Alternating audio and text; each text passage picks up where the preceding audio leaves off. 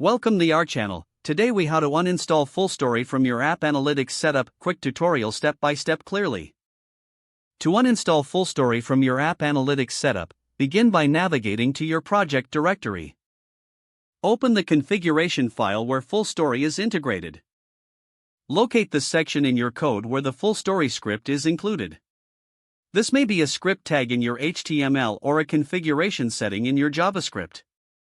Remove the FullStory script tag from your HTML file. If you are using a JavaScript framework, delete any related FullStory initialization code. Next, check for any references to FullStory in your analytics setup. This could involve looking for any imported FullStory modules or dependencies. Delete any FullStory related dependencies from your package.json file if applicable. Run your package manager command to uninstall FullStory. For npm, you would use npm uninstall FullStory. For yarn, the command would be yarn remove FullStory. After uninstalling, clear your build cache if your framework requires it. Finally, test your application to ensure the uninstallation was successful. Make sure that there are no error messages related to FullStory in your console. Verify that your analytics setup is functioning properly without FullStory. With these steps, you have successfully uninstalled FullStory from your app analytics setup.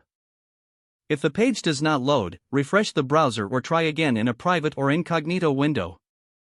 Make sure you are using the correct email address, then retype it carefully to avoid small typos.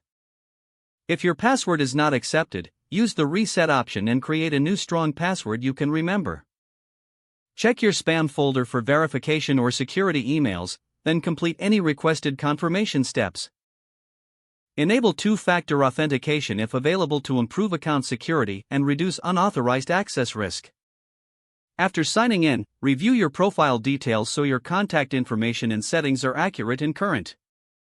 If you see an error message, note it down and try again after restarting your device and internet connection.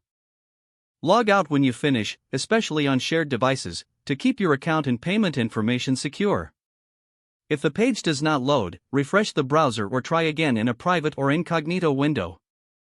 Make sure you are using the correct email address, then retype it carefully to avoid small typos.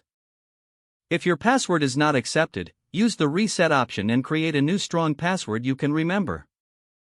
Don't forget to like this video and subscribe to our channel for more step-by-step tech guides.